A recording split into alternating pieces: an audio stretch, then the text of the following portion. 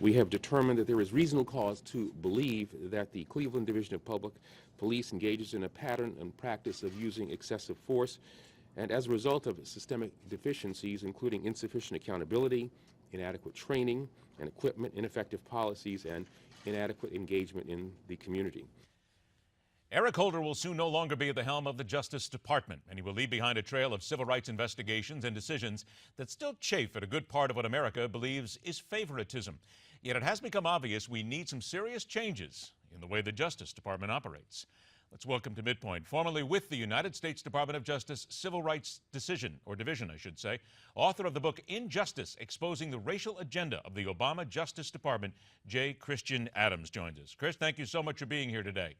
Good afternoon. As we look at what Eric Holder is doing now, certainly in light of the Cleveland decision that they made, but the decision that they are, of course, going to look into Ferguson, Missouri, and they are going to look into what happened in Staten Island. Is he blowing smoke, in your opinion, in this case? Because, as some would say, he knows and others knows there are no real civil rights violations here.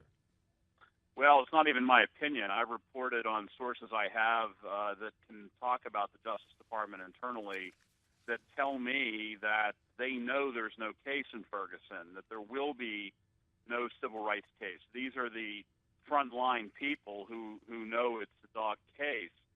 Same, remember George Zimmerman and Trayvon Martin. That case is actually technically still open. Eric Holder hasn't closed it. So once again, the FBI, I'm told through sources, have briefed the Attorney General that there's no case there. That Holder gets a benefit from tantalizing his base about possible charges and keeping these things open and causing incredible grief for the police officers involved by threatening a case as opposed to actually bringing one. What about those who simply say that because he and the president are both African American, they cannot avoid it at this point, regardless of whether or not there's anything there? They need to go forward in order to keep their, as you noted, specific base behind them. Well, whether or not what their skin color is isn't the issue as much as where their allegiance is. And their strongest supporters are African Americans. They call Al Sharpton when they want to know the names of who ought to be the new Attorney General. They consult with the most radical racial elements in this country. So it's not so much that Holder and Obama are black as it is that their political operation completely centers on racial issues. When you bring somebody like Al Sharpton into the conversation, we have heard this, that he visits the White House. He apparently has, being facetious, both the president and Eric Holder on speed dial at this point. But does he really have the influence, or is that being overblown by certain members of the press?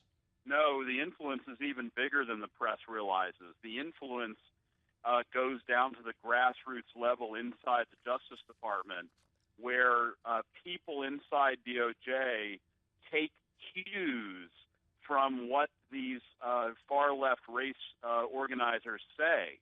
They don't have to get an email or a visit at the Justice Department to know what the agenda is of the race left. They just listen to what Al Sharpton's saying, and they act accordingly. In your opinion, then, did Al Sharpton say to the president that Loretta Lynch is the decision, that's it, make it stick?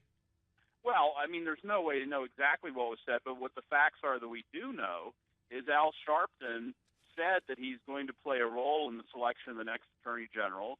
We know that Loretta Lynch comes from Al Sharpton's backyard. We know that Al Sharpton has boasted about his role. And so, what facts to the contrary do we have that Al Sharpton, in fact, did play a role in selecting her? I've got about 45 seconds left. So again, in your opinion, with Loretta Lynch coming in as the new Attorney General, how dangerous is that, in your opinion, knowing full well that she will very likely continue a lot of the policies that this Justice Department has had under Eric Holder? She'll continue all of them. The most dangerous part of it is she gets a clean slate. And a sizable percentage of the country will say, oh, Holder's gone, everything must be better, but in fact the truth will be very different. Do you think indeed that he will say that someone is getting in his way if indeed he does not get the decisions that he wants in Ferguson and Staten Island?